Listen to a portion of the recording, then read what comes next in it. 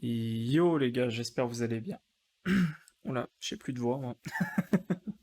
Non, j'espère que vous allez bien. Alors, oui, je voulais refaire une vidéo, mais je vais pas vous mentir, il s'est pas passé grand-chose sur le marché. Disons que c'est toujours pareil, on est dans les mêmes zones de prix, 31 000. Ouais, donc voilà, c'est toujours les mêmes zones, quoi. Mais je voulais quand même faire une petite vidéo pour faire une petite mise au point et une mise à jour de la chaîne parce que c'est quand même important. Néanmoins, pour ceux qui ont vu la précédente vidéo, je tiens à vous le dire, il n'y aura pas grand-chose de nouveau, je préfère être honnête avec vous. Euh, En tout cas, j'ai quelque chose à présenter aussi dans cette vidéo. Il y a un truc qui est assez intéressant et que je tiens à présenter, c'est une crypto en particulier. Alors, peut-être deux cryptos, on verra bien, mais on fera beaucoup de. Moi, je pense que je vais plus faire un petit peu du. Là, je vais moins faire d'analyse sur celle-ci. Je vais essayer de présenter de trois cryptos, comme j'ai dit, puis ça changera un petit peu d'habitude. Enfin, voilà. En tout cas, j'espère que bon, le son sera bien réglé. Normalement, c'est OK. Je mettrai les timecodes, tout ce qui est timecode et tout. Ça, j'y mettrai, comme d'habitude. Et puis bah, allez, hein, c'est parti. Let's go. Ok, donc allez, on se retrouve du coup sur le Bitcoin. Alors, le Bitcoin. Qu'est-ce qu'il nous dit le Bitcoin? Ah, pas grand-chose. Non, mais en vrai, franchement, ce marché. Le problème, c'est que là, il se passe rien, quoi. C'est malheureux, hein, mais il se passe pas grand-chose, quoi. Donc du coup, oui, ouais, le Bitcoin. Alors, on est toujours dans la zone entre les 30K, donc plutôt les 29, hein, je devrais dire. Les 29K et les 42, voilà, plus ou moins. Alors, je vais quand même vous faire une petite analyse de la paire, même s'il n'y a pas grand-chose de nouveau. Mais il y a quand même deux, trois petites choses intéressantes à voir. C'est, bon, déjà, on le remarque en weekly avec Ishimoku, c'est ça. C'est la lagging span. Donc, la lagging span, pour ceux qui savent pas trop ce que c'est le cours en retardé hein, de 26 périodes. Voilà, pas plus compliqué que ça. Et là, vous pouvez voir que bah, la lagging span est en train de réintégrer le cours. On est actuellement dans des chandeliers précédents. Et là, on passe de toucher le Kumo. Donc c'est plutôt, alors ça, c'est un signe en général quand tu as une tendance affirmée. Donc la tendance weekly, il faut quand même pour l'instant rester honnête. Elle est haussière tant qu'on n'a pas de confirmation vraiment d'un vrai marché baissier de 2 3 ans. Le truc, c'est que on n'a pas vraiment eu de correction. Vous voyez que pendant tout ce mouvement-là, pendant tout ce mouvement-là, on n'a pas vraiment eu de correction. On a eu celle-ci, mais qui n'était pas une très grande. Celle-ci, à la limite, mais voilà, vous voyez que ça, on n'a pas les corrections d'un. Enfin, en tout cas, c'est pas, c'était beaucoup très, ça restait très vertical, quoi. Voilà. Donc, en tout cas, oui. Donc, qu'est-ce que ça veut dire, du coup, que la lagging span, elle passe sous le chandelier, ou du moins qu'elle réintègre les chandeliers. Et c'est surtout enfin, c'est surtout quand ça retouche la Tenkan, donc la ligne bleue que vous voyez là, la Tenkan et la Kijun. En général, quand il se passe ce genre de choses, en général, hein, il se passe ce genre de choses, et qu'en même temps, normalement c'est souvent ça, mais quand le cours va réintègre le Kumo, plus la lagging span, elle, est enfin, est entre le prix et la Kijun, par exemple, c'est souvent en général annonciateur de reprise. C'est pas toujours le cas, mais je vais essayer de vous illustrer l'exemple. Par exemple, ça pourrait faire un truc comme ça. Voilà. C'est pas dit que ce soit ça, hein. Là, je vous fais un schéma grotesque, hein, mais voilà. Et puis le prix forcément, ça va être ça aussi, quoi. Voilà. C'est un peu, euh, c'est un peu pour illustrer l'exemple, quoi. cas, ça fonctionne, mais là, pour l'instant, bah voilà, il faudra attendre encore parce que là, on est en semaine, donc une seule bougie, bah c'est une semaine de temps, ce qui peut mettre un peu de temps à arriver. Mais voilà, il y a ces petites informations qu'il faut garder en tête. Hormis ça, qu'est-ce qu'on a de plus en weekly? Pas grand-chose. La Kijun, elle est toujours à 46 000 $, donc normalement, on devrait aller au moins la rechercher. À part ça, pas grand-chose, hein. C'est ce que je vous disais, hein. Il y a pas vraiment grand-chose. J'allais faire un tour d'horizon sur le mensuel. Sur le mensuel, bah, vous pouvez bah, voir que là, par contre, c'est un peu plus critique. Il faudrait faire attention. On est en train de justement d'essayer de casser la Kijun mensuelle, ce qui est quand même pas rien. Donc, il faudrait qu'à la fin du mois, bah, dans 15 jours, du coup, enfin 14, ouais, 15 jours, ouais. Faudrait que, en gros, bah, que la bougie, enfin, de préférence qu'elle reste au-dessus de la Kijun. Ça serait plus positif. Néanmoins, si ça clôture en dessous, faut pas vendre tout de suite dès que la clôture est faite, hein. C'est pas comme ça que ça marche. Mais en tout cas, ça reste un signe baissier, donc faut quand même le garder en tête si ça clôture à la fin du mois comme ça. Hormis ça, je crois que le mensuel, il n'y a pas grand-chose de nouveau non plus à part ça. Euh, Pas vraiment, hein. Ça reste toujours, non, toujours similaire. On est dans le même truc. En journalier, je peux faire un petit point, mais ouais, ça m'intéresse pas tellement le journalier en réalité. Le journalier, bon bah on a eu la baisse, on a eu la lagging span qui est passée sous le nuage, le prix qui a suivi. Et là, on est en train de range, on voit que la lagging span, elle est toujours sous résistance du prix, mais ça reste un range, quoi. Ça m'étonnerait pas que la lagging span fasse ça, enfin, voilà, ça reste un range et il n'y a pas grand-chose non plus à dire. Je vais faire un petit point sur Ishimoku, il n'y a plus grand-chose à dire. Je vais mettre le 350 DMA et je vais regarder s'il y a deux, trois choses. Et déjà, à vue d'œil, là, il y a quelque chose qui est assez intéressant. Vous pouvez voir, bon, bah déjà que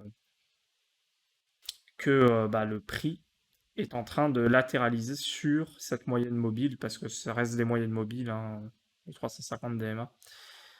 Mais voilà, on tient super bien bah, justement cette moyenne. Donc pour l'instant, à voir. S'il y a une réaction, on pourra aller rechercher la borne haute dans les 50 000. C'est faisable. Maintenant, encore une fois, oui, il y a aussi ça que je vous en ai pas trop parlé, mais c'est l'espèce de ruban que vous voyez.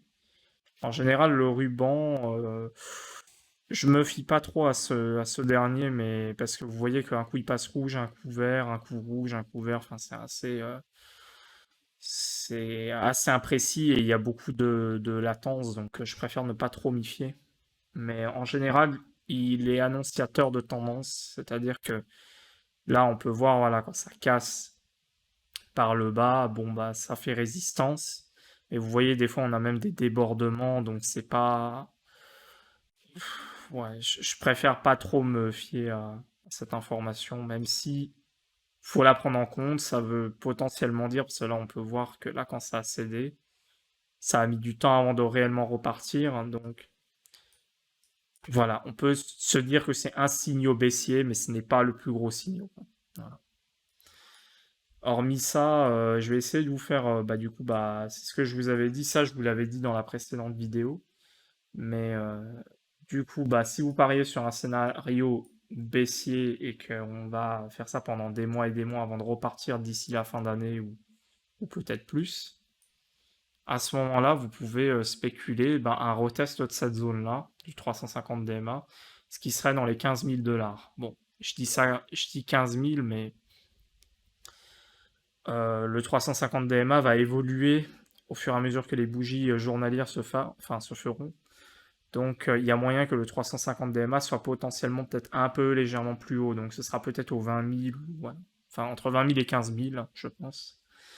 Donc, si vous pariez vraiment sur un scénario du style ça, hein, moi je vous parle, hein. Voilà, truc comme ça qui va mettre jusqu'à 2022. À la limite, vous pouvez parier sur ça. De mon côté, je ne parie pas sur un retest du bas. Après, pourquoi pas, mais c'est juste que le Bitcoin avait quand même laissé deux reprises. Faut quand même, voilà, c'est ça le problème, moi, qui m'embête, c'est que le Bitcoin a laissé quand même deux reprises. À deux reprises, il a laissé toucher le bas. Donc une troisième fois serait quand même étonnant, sachant que beaucoup de gens attendent des zones des 20 000, 15 000. Mais pourquoi pas, je suis pas fermé à cette hypothèse. Néanmoins, il faut aussi remettre dans le contexte, en général, on retouche le bas que quand on a au moins une fois touché le haut. Parce que je peux vous montrer dans le passé, on retouche jamais, jamais le... Bon, bah là, j'ai pas assez d'historique, mais on avait touché le haut du 350 DMA. Si on va sur le BLX, on y verra.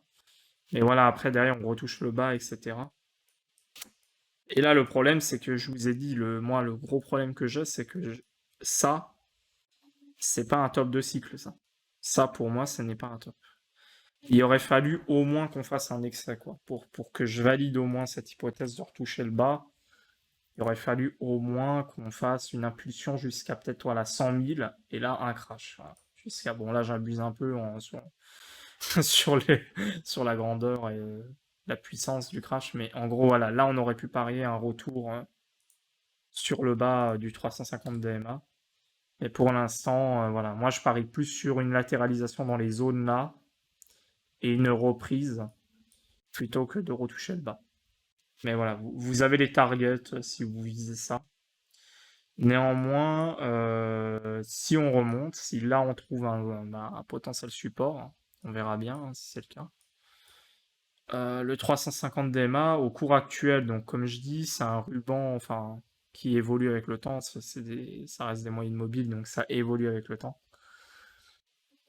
Et on peut voir que le 350 DMA affiche 158 000 dollars hein, sur le haut actuel. Donc ça voudrait dire que le cours du BTC pourrait potentiellement remonter. Si on refait la poursuite haussière, ça pourrait aller chercher la zone là minimum. Et je pense que ce ruban va même être beaucoup plus grand par la suite parce que je pense pas qu'on a fini de latéraliser ici. Je pense qu'on a encore un bon moment avant que ça reprenne. Ou voilà, on va pas repartir maintenant. Donc, si c'est le cas, au mieux le ruban va stabiliser, donc rester dans la zone des 58, enfin 160 000 et quelques. Enfin, au mieux, dans le moins bien des cas, si vous êtes haussier, je veux dire. Parce que moi je suis haussier aussi, mais ça dépend dans quel camp vous êtes. Mais sinon, c'est soit on latéralise, soit voilà, soit le ruban va continuer de monter légèrement pour peut-être aller vers 180 000, on verra. Hein, on verra. Donc voilà. C'était plus ou moins ce que je vous avais montré. Ça, c'est un indicateur très puissant. Et je vais le surveiller pendant, si on continue le cycle haussier et tout ça, je vais vraiment surveiller de près celui-là. Parce qu'il est très, très, très, très puissant. Hormis ça, je vais faire un tour d'horizon sur le 200 Week Moving Average. Et là, vous pouvez vous apercevoir ouais, qu'on a voilà, la pastille bleue qui a été affichée vers les 33 000.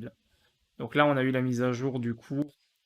Et donc la pastille bleue, qu'est-ce que ça veut dire? Ça veut dire qu'on est déjà dans des zones d'achat propices. Voilà.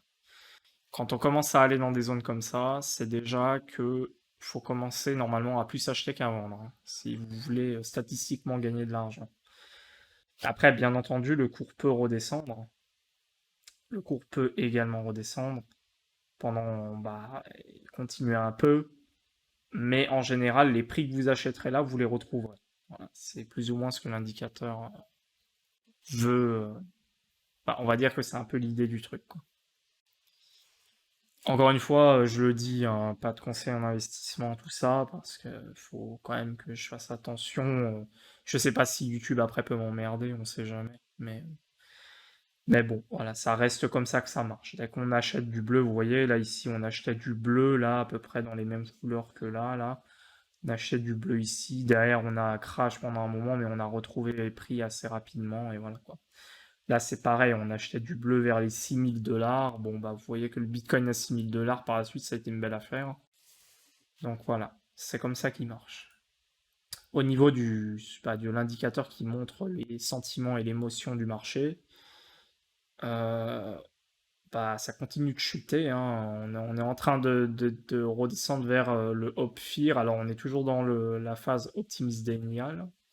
Donc, on pourrait réintégrer la phase Hope Fear, hein, pourquoi pas, après tout. Mais voilà, ça continue de chuter. C'est normal, hein, le cours descend, donc le sentiment descend avec. Le réserve risque. Alors, le réserve risque, c'est sûrement le plus intéressant parce qu'il a continué de descendre, j'ai l'impression. Il me semble pas qu'il était aussi bas la dernière fois. Et là, vous pouvez voir que on est quasiment en train de retoucher les bas, là, la zone verte, là. On est quasiment en train de retoucher ça.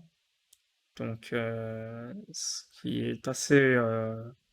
quoique non, ça arrivait ici, mais bon, c'était en début de cycle. Donc ouais, non, ça reste assez unique. Écoutez, bah là, c'est pareil, on est vachement redégonflé, ce qui est plutôt un signe, je dirais, d'achat plutôt que de vente, quoi. Et là, c'est surtout que bah, vous pouvez vous apercevoir que, en fait, sur cet indicateur, vous avez le prix qui est en noir. Donc le prix, c'est ce qui est en noir, là. Et en dessous, vous avez une autre... alors, je sais pas trop ce que c'est en termes de... Je dirais que c'est une sorte de moyenne mobile un peu, mais je ne saurais pas vous dire, je suis pas assez expert dans tout. Disons que voilà, faudra demander au créateur de l'indicateur, quoi. Mais en gros, plus c'est séparé par rapport au prix et plus bah, c'est propice à l'achat. Et là, vous voyez qu'on a vachement écartelé le truc, quoi. Donc là, c'est pareil, encore une fois, ça c'est plus un signe d'achat qu'un signe de vente. Chacun fait ce qu'il veut, hein, mais je tiens à le dire.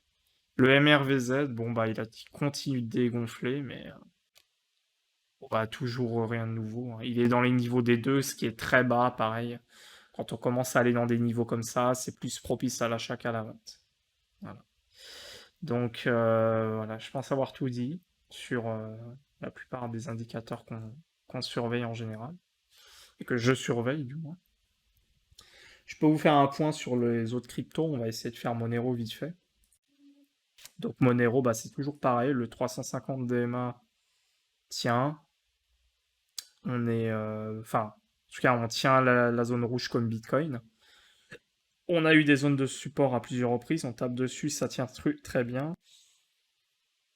Vous connaissez ma logique, hein, sur Monero, hein. Pour moi, on n'a pas fini le cycle, mais parce que tout simplement, bah, pareil, on n'a pas touché du, euh, le haut du ruban du 350 DMA. Si je peux vous montrer dans le passé, pour ceux qui n'ont pas vu tout ça, je peux vous montrer comment ça marche.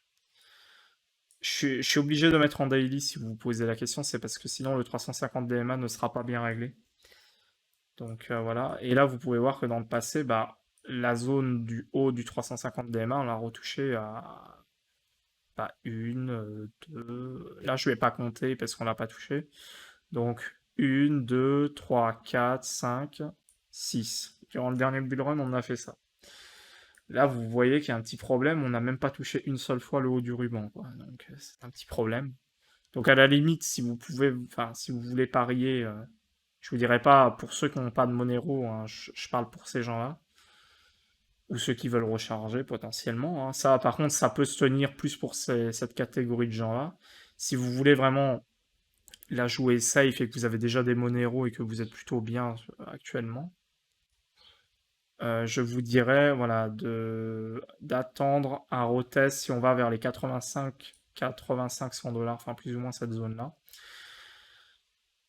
Les 100 $ pour arrondir, pour pas vous embêter, parce que à la limite, là, ce serait la zone pour moi parfaite d'achat si vous voulez recharger en XMR. Le truc, c'est que pour ceux qui n'ont pas de Monero du tout, à mes yeux, et que si vous voulez hold this coin, hein, je parle, jouez pas trop au con, achetez quand même les zones où on est quand même sur un moins 60, je ne sais combien. Bon, je suis pas censé faire de conseils en investissement, mais voilà, je préfère quand même vous dire de rester rationnel, on est quand même à moins 63% du précédent plus haut. c'est vachement mieux d'acheter maintenant que d'acheter quand on était dans les zones là. Donc, voilà. Soyez rationnel là-dessus. Vous faites ce que vous voulez, après, bien sûr, c'est votre argent, chacun gère son risque. Mais j'essaye de rester rationnel et de vous dire un peu les bonnes décisions aussi, quoi. Euh, donc pas grand-chose de nouveau, hein. Par contre, voilà, on peut voir que c'est ce que j'avais dit dans la précédente vidéo, ça n'a pas tellement bougé. On a du 945 $ si jamais le Monero venait à trouver son point bas ici, hein, ça pour l'instant je pourrais pas vous le dire, mais on pourrait voilà remonter vers les 945 $. Et si on continue la baisse et que le cours laisse une chance aux gens de racheter plus bas, bah écoutez, ce sera les 80 $, 90, hein, c'est une zone à surveiller, quoi. Sinon, le 350 DMA en 4 heures est plutôt bien aussi. Je ne l'ai pas analysé, mais oui, c'est pareil. Ça, je vous ai pas montré, mais vous voyez que dans le passé, voilà, post-crash Covid en mars 2020, on a touché le bas, donc on a même fait un excès, mais on est remonté, et puis c'est là qu'on avait trouvé le bottom dans la zone. Là, vous voyez qu'en 4 heures, lors de la grosse descente, on avait déjà fait le point bas. Je dis pas qu'on peut pas retoucher une fois de plus. Ce serait les 100 $ hein, si on retouche, donc ça concordonne avec le 350 DMA journalier. Mais quand même, on a déjà touché une fois, donc si vous n'avez pas de Monero, c'est ce que je disais, faites pas les fous, essayez de holder, d'en prendre un peu ici quand même. Je- non, c'est un peu contre-productif, je dis que je ne fais pas de conseils en investissement, mais je vous dis ce qu'il faut faire. Enfin bon, voilà. Vous avez en tout cas un visuel de pourquoi je dis ça. C'est surtout ça le plus important, c'est que vous comprenez pourquoi je dis ça. En semaine, bon bah le 350 DMA en semaine, il est pas, ouais, non, il est pas très bien. Il marche en journalier 4 heures cet indicateur. Donc voilà, Monero c'est pareil. Je vais faire un tour sur la paire Bitcoin parce que oui, j'en ai pas parlé de la paire Bitcoin. Et la paire Bitcoin, elle marche bien aussi avec cet indicateur. Je vais vous montrer, voilà, vous voyez, dès qu'on touche le haut, ça marche pareil, on vend. Et dès qu'on touche le bas, et ben on achète. Et là, vous voyez que lors du point ultime contre le Bitcoin, on a fait un double bottom, mais voilà, on a latéralisé sur le bas du 350 DMA et depuis on est remonté. Donc, je ne sais pas, moi je parierais pas sur un retest du bas du ruban, mais si vous voulez, vous pouvez parier dessus, hein, c'est à votre choix. Par contre, moi, je parie plus sur la hausse et si jamais on fait la hausse sur le contre le BTC, on aurait ouais, un Monero qui vaudrait 0,03 BTC plus ou moins. Donc ça fait une performance de 449%. Voilà. Sachant que là, le ruban est plutôt descendant. Vous voyez que le ruban est plutôt descendant, donc je dirais que ça va continuer un peu de descendre. Donc à la limite, on pourrait le mettre plus à là, donc ça ferait dans les 360%, je pense, ou au moins 300% au moins. Hormis ça, il n'y a plus grand-chose à dire. 350 DMA, je vais le mettre hop. Je vais vous mettre Ishimoku. On va mettre le cours en nom, voilà, comme ça. Et donc là, vous pouvez voir, bon bah là que là, on avait le retournement de la tendance, la lagging span qui passe le nuage, le prix avec, poum, ça explose. Là, qu'est-ce qu'on voit? Bah, tout simplement, la lagging span qui repasse sous le nuage avec le prix. Donc là, ça signifie cassure de la dynamique journalière, voire tendance baissière journalière. Voilà. Euh, actuellement, c'est plus une phase, je dirais, d'achat, ce qui paraît logique, quoi, mais bon. Avec tous les indicateurs qu'on a vus, ça, on l'avait déjà vu. Par contre, c'est intéressant, c'est en weekly. Ouais, en weekly, voilà. Moi, je vais vous le dire honnêtement, je surveille un truc. Vous voyez, la lagging span, elle a toujours été sous le cours pendant, pas depuis 2018, donc depuis 3 ans. Et là, dès qu'on avait tenté ici l'extraction, vous voyez que là, on n'est pas passé. Là, d'ailleurs, si je vous fais un... Hop, vous voyez, si je vous mets la mèche qu'on a eue ici, on a la lagging span à ce moment-là, parce que ça, c'est que des clôtures de bougies, hein. C'est-à-dire que la lagging span, elle va pas se mettre... Elle calcule la clôture, vous voyez, elle calcule pas la mèche. Et dès qu'on a eu la mèche, bah, la lagging span, elle a touché le haut ici, quoi. Elle a été jusque là. Et donc, bah voilà, ça n'a pas été, ça a été assez puissant, je veux dire, en termes de vent, pour un signal de vente. Mais là, voilà, vous pouvez voir que là, c'est pareil. Là, on a tapé le haut du nuage, on a eu la résistance. La lagging span, à ce moment-là, elle a pile tapé dessus, elle n'est pas passée. Ça, c'est vraiment, je vous le dis, c'est le signal qu'il faut surveiller sur Monero. Si jamais on a la lagging span qui fait ça, et que derrière, le cours fait bah, la même chose, voilà. Si la lagging span passe le nuage et que le cours fait pareil, je vous le dis, le Monero, ça risque de monter très fort. Ce genre de signal weekly, en général, c'est très très puissant. Et je vais vous montrer des exemples tout à l'heure parce que j'ai une crypto à vous montrer à ce niveau-là. Donc surveillez ça, et ça c'est vraiment ce que je surveille le plus parce que ça va performer contre le BTC, et là ça risque de...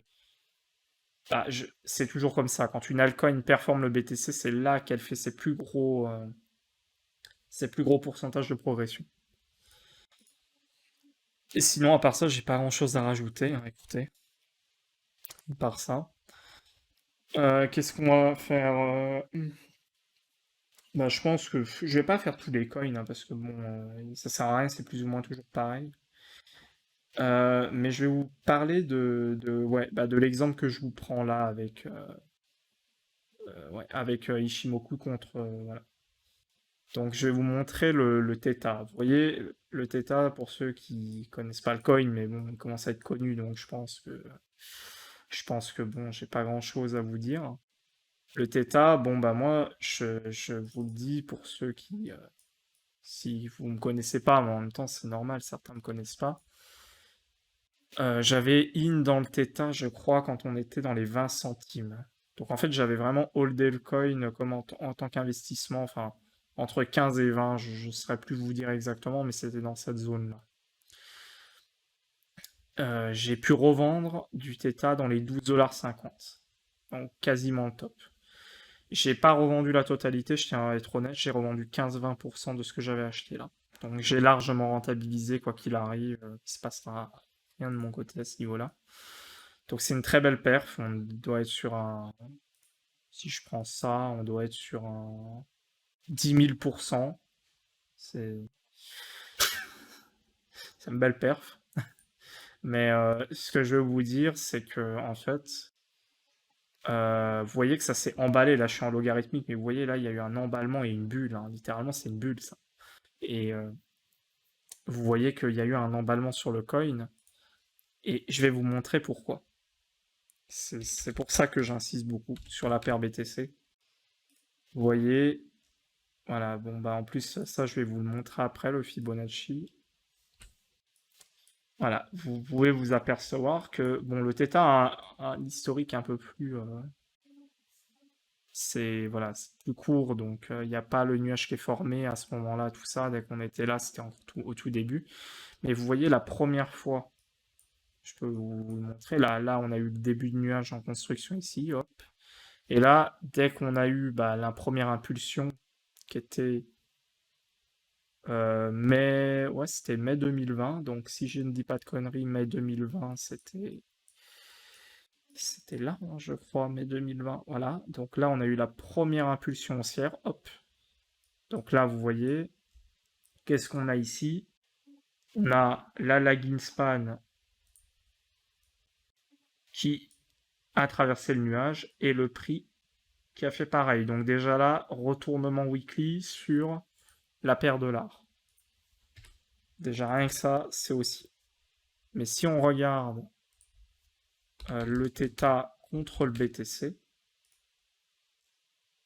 et bien là, regardez, c'est assez puissant. On a eu la confirmation ici. Voilà, hop. Et là, ici.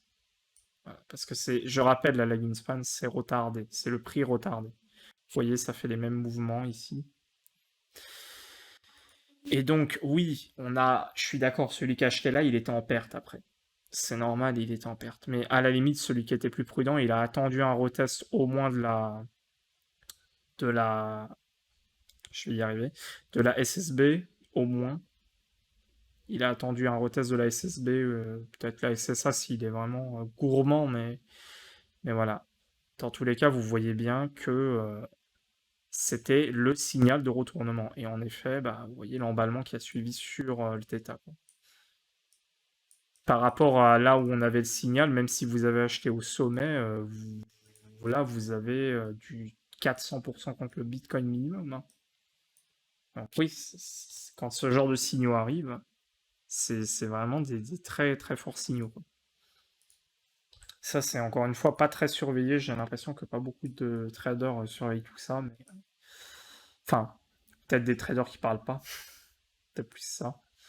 Et du coup, bah après, ce qu'on peut faire, c'est calculer avec voilà, vous pouvez voir avec le Fibonacci. Si j'enlève Ishimoku, voilà, donc là, le point haut, le point bas, et là, vous voyez que, voilà, ça aussi, c'est une de mes stratégies de trading. Dès qu'on fait des clôtures, bah, comme ça, sans faire de retest, sur les zones basses, c'est qu'on pète les 61,8 en clôture. Donc là, on avait largement l'impulsion qui a tout pété les 61,8 sans même un retest, une correction. En général, ça veut dire qu'on va retester le niveau max de l'extension, donc les 4,236. Voilà. Donc voilà, ça a bien et bien marché cette stratégie. Encore une fois, voilà, je vous montre l'importance de tout ça parce que c'est quand même important. Hormis ça, le 350 DMA sur la paire Theta, bah, elle marche aussi, hein. Sur les paires BTC, c'est impressionnant comment ça marche bien aussi. Vous voyez? Dès qu'on a eu le pump là, résistance. On a eu le pump, résistance. Donc là, théoriquement, si vous voulez parier sur la continuation de la hausse du Theta, il y a 240% à peu près à grappiller contre le Bitcoin. Voilà, je vous le dis au cas où. Moi, je vous dis pas d'acheter du Theta, néanmoins, ça, à vous de voir. C'est un très beau projet, mais à vous de voir si vous voulez en acheter ou pas. Moi, je vous montre juste de manière technique comment le 350 DMA est assez chirurgical, quoi. Hormis ça, je dis beaucoup hormis ça, mais la crypto que je voulais vous montrer, c'est Wave. Parce que Wave, j'en ai parlé sur le groupe du forum finance sur jeuxvideo.com. J'en ai parlé sur le topic Monero et sincèrement, Wave, c'est un très très gros potentiel. Genre, ceux qui connaissent pas Wave, déjà, je vais faire un tour d'horizon sur le fondamental de Wave. Wave, je vais vous montrer. Non, pas Xave, Wave. Wave, en gros, c'est. Voilà. Donc, en gros, c'est un. Attendez, je vais essayer de. Le website, voilà. Enfin, déjà, attendez, voilà, je vais vous dire les informations. Donc, déjà, voilà, il est classé 66e dans market cap. Il a 1 milliard, ouais, 1 milliard de market cap. Et il y a un total supply de 100 millions de tokens et il n'y en aura pas plus. Là, il y a tous les tokens en circulation, on ne peut pas en refaire, donc il y a une déflation naturelle du prix théoriquement. Je ne sais pas si Ethereum en comparaison c'est le cas. Ethereum, je ne sais pas si on peut en refaire, mais bon, c'est plus ou moins dans les mêmes zones. Il y a un peu plus d'Ethereum qui existe que de Wave, mais on est dans ce délire, quoi. Et quand vous allez sur le site, attendez, je vais enlever mon extension. Hop. Donc ouais, ils ont des NFT, je crois. Ils ont une blockchain, enfin en tout cas sur leur blockchain, ça, ils tournent des jeux avec des jeux et des NFT, je crois. Je suis pas là-dessus, je me suis pas assez renseigné pour vous le dire, mais en tout cas, c'est une blockchain de smart contract. Ouais, en fait. C'est tout simplement une blockchain de smart contract et je vais essayer de vous montrer. Ils ont un exchange, ça c'est pas mal. Wave Exchange. ici, voilà. Voilà. Là, ils ont, je vais vous montrer ça. Donc, vous avez, voilà, vous avez la possibilité. Donc, ça, c'est leur stablecoin qui est décentralisé, je crois, si je dis pas de conneries. Donc, l'USDN, buy Bitcoin, voilà. Donc, là, vous avez un site assez simple, hein. Vous avez même pour la défaut, alors défi, je sais pas. Mais spot, swap, leverage, il y a tout ce qu'il faut. D'ailleurs, on peut. J'avais vu ça, mais on peut. Ah merde, je peux pas vous le montrer, mais on peut swapper. J'avais vu du stablecoin dollar vers du stablecoin euro. Je crois que c'est tout décentralisé. Ils sont des stablecoins de chaque devise décentralisée. Alors, peut-être que je dis une connerie, mais. Ouais, voilà, c'est ça, vous voyez. Neutrino stacking, c'est ça. USDN, EURON, TRYN. Voilà, vous avez les assets en. Donc, ouais, c'est sympa. Je connais pas beaucoup de stablecoin euro, donc. Puis là, c'est du décentralisé, il me semble, donc c'est sympa, quoi. Donc ensuite, voilà, vous avez le marché spot. Voilà, c'est un exchange, hein, y a pas. Alors, le gros point négatif, c'est qu'il a très peu de volume, cet exchange. Je préfère être honnête. C'est un DEX, donc tout est décentralisé. Pas besoin de faire de KYC, tout ça. Mais je préfère être honnête avec vous. C'est, voilà, il y a un volume, vous voyez, ça, c'est une des paires qui a le plus d'argent. Et on a un volume de 1 milliard, de 1 million, pardon, de 1 million d'USDN, 1 million de dollars plus ou moins, ouais, en 24 heures. Donc c'est pas beaucoup, c'est très peu de volume. Mais justement, ça montre que le projet est vraiment embryonnaire. C'est clairement. D'ailleurs, ils acceptent aussi la Ledger, hein. Si vous avez une Ledger, vous la connectez aussi, puis vous vendez, achetez depuis votre Ledger direct, hein. Ça, c'est vraiment bien, c'est top. Et voilà. Bon. D'un point de vue fondamental, je fais un petit tour vite fait. Je sais que je suis pas le spécialiste là-dessus, mais c'est très bien et ça marche. À mes yeux, je veux pas titiller, mais ça marche à mes yeux mieux qu'Ethereum. Dans le sens où les transactions sont instantanées. Je crois que ça se fait en même pas 10 secondes. En 3 secondes, on envoie des waves et c'est reçu. Et il y a des frais de 3 centimes, 2 centimes. Enfin, c'est dérisoire, quoi. C'est vraiment une blockchain en tout cas qui a des grosses qualités. Et je vais vous montrer aussi d'un point de vue technique, il y a vraiment quelque chose d'intéressant. Donc, le Wave Control $, je vais essayer de vous le montrer d'abord avec Ishimoku. Alors attendez, j'essaye de bien régler tout ça. Hop. Donc là, vous pouvez voir. Voilà, là, vous pouvez remarquer que on a ouais, que là, voilà, on avait eu le retournement contre le dollar ici. Donc, je vous le montre là. Hop. La Greenspan qui confirme, le prix qui confirme, on s'envole. C'est très propre, rien à dire. Maintenant, voilà, on a eu un pic à 42 $. Et là, on est de retour dans les 12 $ et quelques sur Wave. Donc, ce qui est un très bon prix d'achat, je trouve, à mes yeux.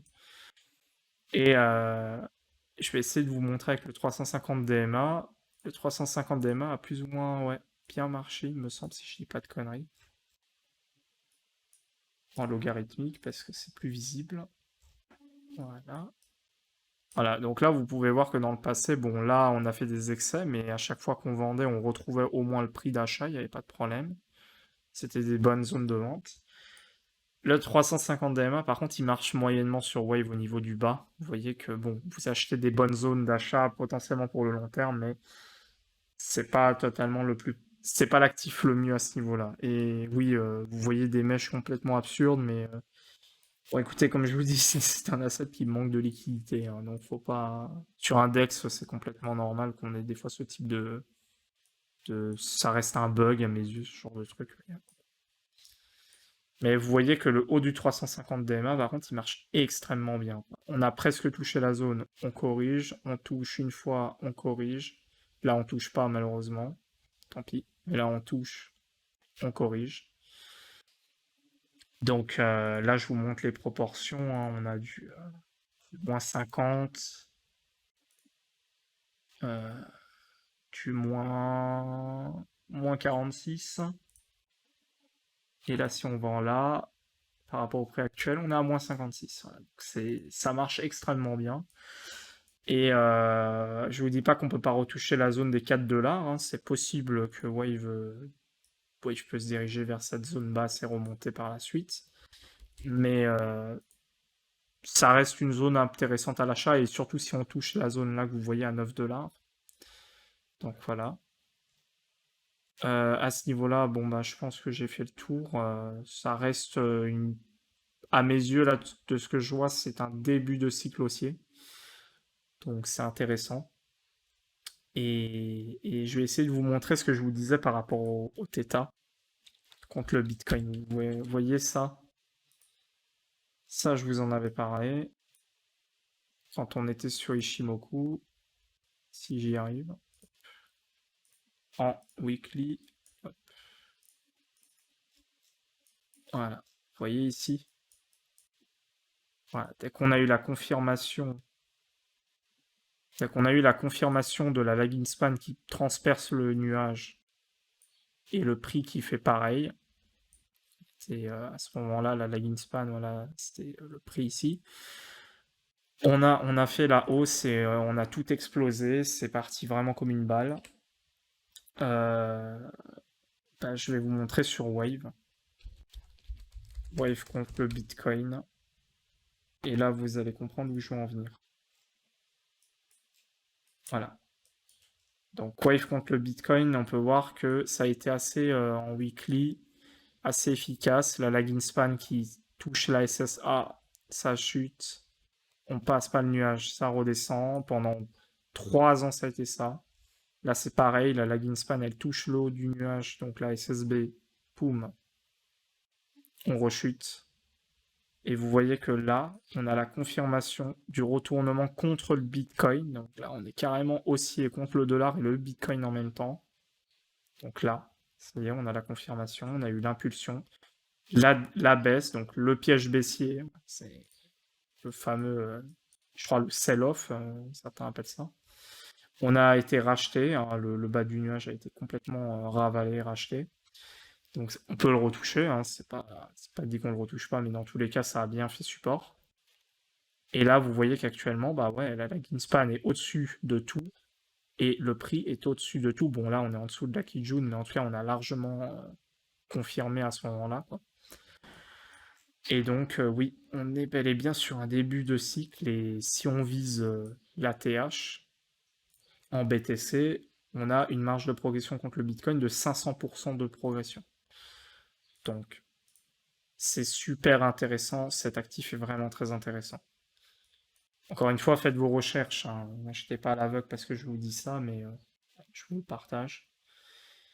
Et je vais vous faire par contre une projection avec les cercles de Fibo pour l'actif en question pour savoir où c'est qu'on va. Parce que c'est rien, après tout, où c'est que l'actif peut aller. Il a largement fait un nouvel ATH ici. Donc, ouais, il a largement cassé son ATH de 2018, celui-là. Maintenant, la question, c'est où c'est qu'on peut aller avec cet actif. Alors, je vais vous montrer. Donc, le cercle de Fibonacci, je vais le tracer, mais avant, je vais me mettre en log. Quoique non. Non, non, on va éviter en fait, parce que... Non, non, on va éviter, parce que sinon... Voilà, bon. Je vais me mettre... Voilà, me mettre ici, le cercle de Fibo.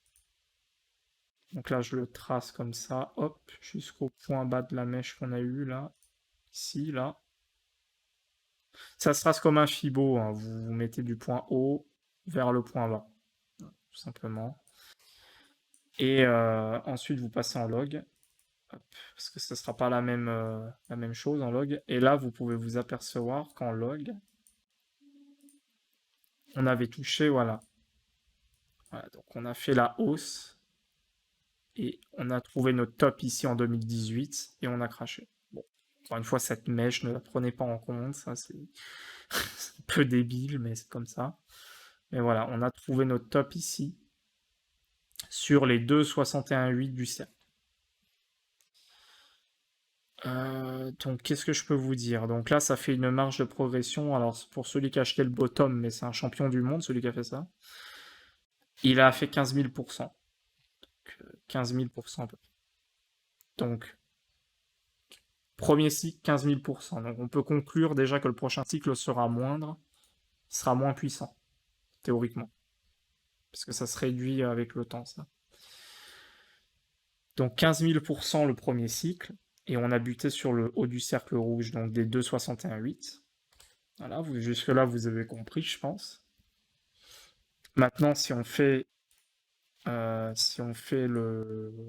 même travail, mais avec depuis le pic, hop, de 2018 jusqu'à, euh, attention, pas cette mèche-là, parce que cette mèche-là, elle est trompeuse, hein, c'est ce que je vous disais, voilà, vous voyez. Je vais même pas prendre cette mèche, parce que là, on va avoir des objectifs complètement. Parce que là, vous voyez, on va avoir des.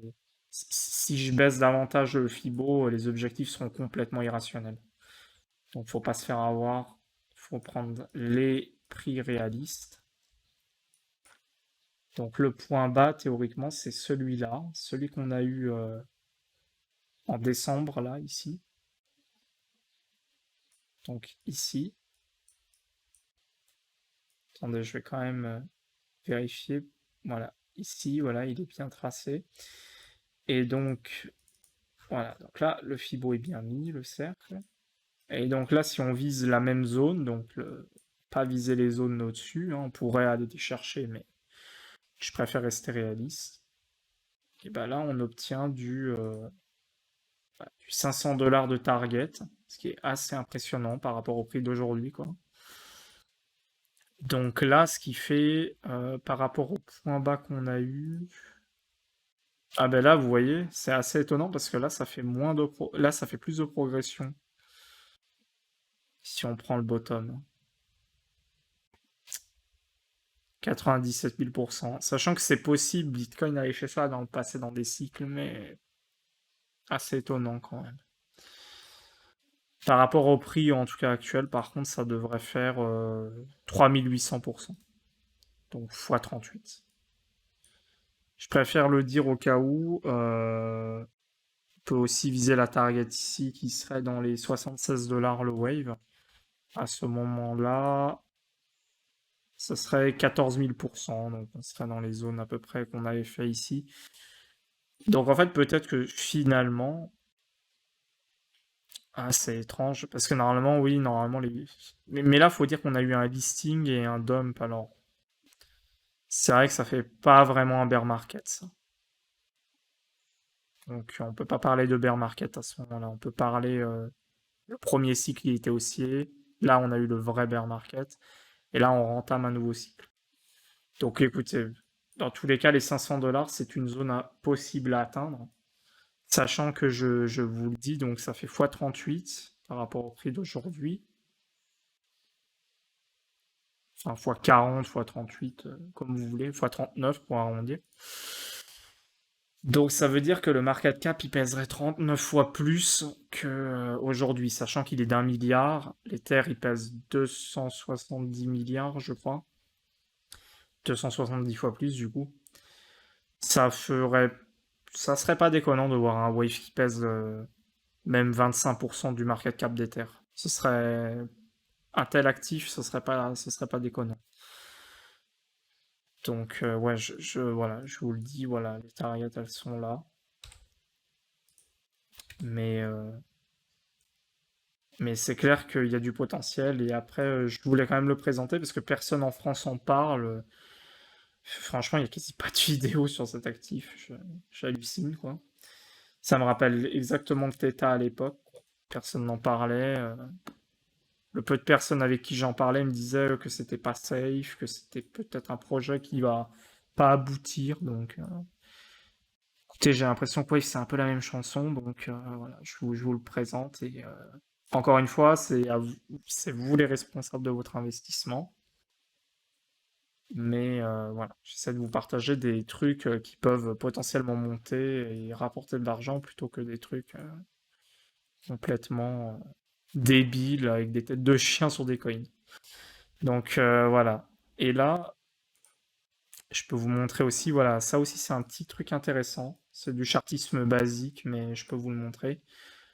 Vous voyez la clôture de la TH, la clôture weekly de la TH de 2018. Actuellement, on est en train de retester cette... on fait le pullback en fait sur cette zone. Donc, c'est pas dit, mais on pourrait trouver le potentiel bottom et remonter par la suite. Voilà. Si vraiment ça... on peut potentiellement s'arrêter sur cette zone. Sinon, sinon, il faudrait mettre un Fibonacci classique. Attendez, je vous le mets. Hop, là. Je vais bien le mettre, pas me faire avoir au cas où. Voilà. Donc, et voilà, je déplace. Donc là, ouais, en plus, voilà, quoi, on a touché carrément les 78 et tout de retracement. Bon, c'est compliqué, quoi. Vous le rachetez plus bas que ça, moi, j'avoue que je comprendrais pas, quoi.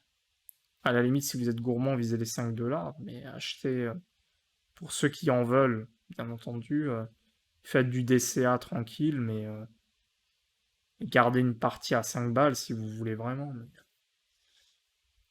Mais cet actif a un potentiel de remonter, quoi. Donc, voilà, sachez-le, quoi. Encore une fois, je ne suis pas responsable, je vous le dis. Moi, je partage surtout des bons plans et des bonnes et avec une bonne stratégie que j'ai depuis des années. Maintenant, voilà, quoi. Faites vraiment attention. On est quand même sur un marché dangereux, donc ça peut gagner beaucoup d'argent, mais aussi beaucoup en perte. Donc voilà, je pense que là-dessus, j'ai fait le tour. Voilà, je pense qu'on a tout fait. Je vais arrêter l'analyse technique ici. Par contre, je voulais vous faire un petit point. Alors déjà, bon bah merci. On n'est pas nombreux sur la chaîne, mais franchement c'est cool. Merci beaucoup.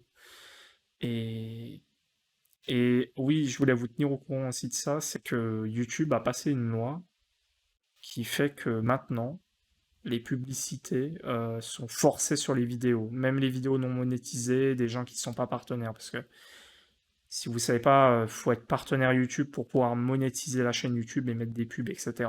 Sauf que là, YouTube, bah, ils en ont plus rien à faire, donc ils font ils mettent des pubs, mais moi, je touche même pas d'argent, en fait. C'est eux qui forcent le truc, quoi. Et ça, bon, bah, j'ai rien contre, dans le sens où je me dis, bah, je suis sur la plateforme, je suis dépendant d'eux, bon, bah, voilà, la chaîne existe sur cette plateforme, donc c'est eux les patrons, entre guillemets, ok.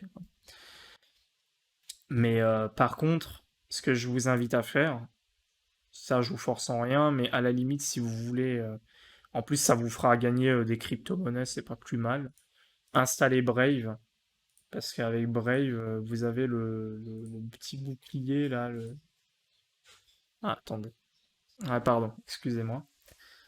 En fait, je disais, oui, vous avez le petit bouclier, donc le shield de Brave, qui bloque les publicités YouTube et tout. Et franchement, Brave, c'est excellent, quoi. Donc, n'hésitez pas, quoi, franchement, à l'installer. En plus, moi, je vous encourage à le faire.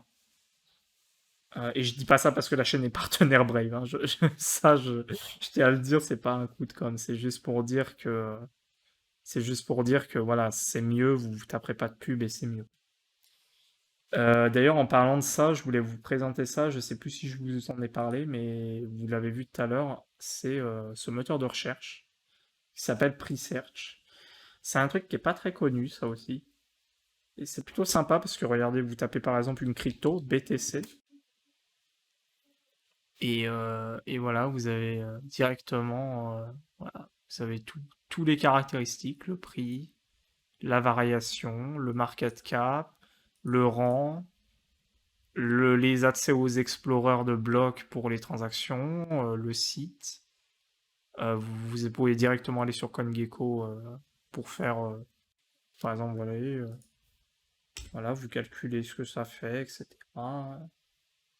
Non, c'est vraiment sympa et ça marche. Bon, le seul point négatif, c'est qu'il n'y a pas de système comme avec Google où on peut avoir du shopping, donc c'est peut-être le seul truc qui manque, c'est un peu dommage, mais Mais ça marche bien. Franchement, ça tourne, je crois, sur une blockchain, si je dis pas de conneries.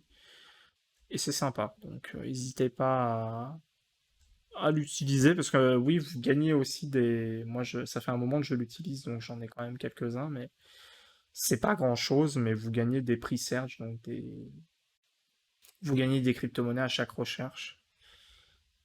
Je crois que c'est au bout de 1000 par contre qu'on peut à l'heure d'aujourd'hui transférer. J'imagine que si le token prend de la valeur, bah, ils vont réduire la limite de retrait, mais à l'heure d'aujourd'hui, il me semble que c'est 1000 prix search. Donc vous ne pourrez pas faire de retrait avant les 1000. Je préfère vous le dire, mais ça vous coûte rien, donc c'est toujours un petit bonus. Et ça marche exactement comme Google, donc autant l'utiliser. C'est un moteur qui respecte la vie privée, tout ça, donc il est sympa.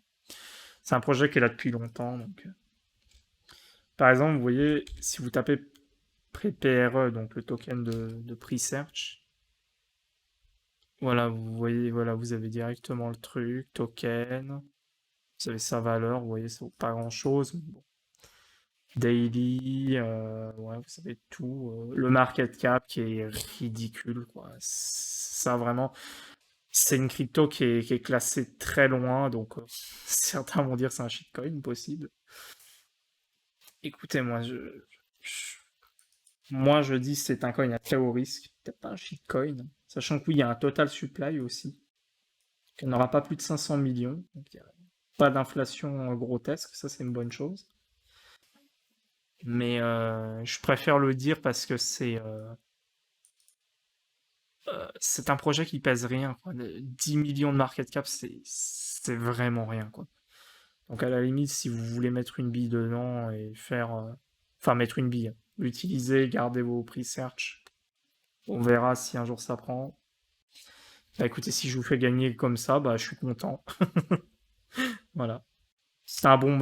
En tout cas, ça marche bien, par exemple, regardez, vous tapez Bitcoin. Si vous tapez par exemple Bitcoin, vous voyez dans les news, voilà, vous avez les news et tout. Par contre, étonnamment, elles sont pas en français. Parce que normalement, les news sont souvent en français. Je suis un peu étonné. Par exemple, crypto-monnaie, si je mets du français, ça devrait me mettre des news françaises, non? Attendez, hein. Je vérifie, j'essaie de... Ouais, voilà. Voilà, le créateur de Dogecoin, gna gna.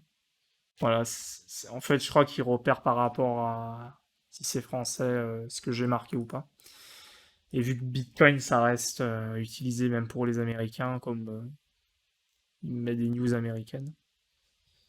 Mais du coup, euh, mais du coup, ouais, ça marche bien et ça fait plus ou moins les mêmes résultats que Google, donc je ne serais pas perdu avec ce moteur. Par exemple, je vais vous prendre un exemple. Je sais pas qui... Non, mais de toute façon, oui, ça marche bien. CoinMarketCap, par exemple. Si je vais sur CoinMarketCap, bon, vous avez les trucs. Et là, vous avez direct CoinMarketCap, hop. Voilà, ça marche super bien. Donc voilà, petit bonus. Je voulais vous présenter ça. Moi, de mon côté, bah, je vais arrêter la vidéo là. Et puis, on se donnera rendez-vous quand le marché fera un petit peu plus quelque chose, parce que c'est pas qu'il se passe rien, mais c'est vrai qu'il se passe pas grand-chose, hein. En tout cas, bon, la vidéo, je sais pas combien de temps elle va durer. Je ferai des timecodes, tout ça. Mais encore merci du soutien. Je vous le dis, j'ai envie que la chaîne reste gratuite et je vais tout faire pour. C'est pas facile parce que ça prend du temps, hein. Je fais pas des vidéos tous les jours, donc ça va, c'est correct, mais ça reste beaucoup de temps, quoi. Et puis après, derrière, il y a le montage, il y a tout. Enfin, bon, c'est des petits montages, encore ça va, mais il y a quand même un traitement à faire sur la vidéo, quoi. Mais bref. Du coup, voilà, bah, je vous dis bah, à la prochaine, et puis bah, d'ici là, faites attention, et puis bah, portez-vous bien. Et puis bah, ouais, faites quand même attention, le marché, Il est un peu, en ce moment, il est un peu à risque, donc chargez, mais tranquillement, quoi. Si vous croyez dans certaines cryptos. Bref, allez, bah du coup, bah, je vous dis à la prochaine vidéo. Allez, salut.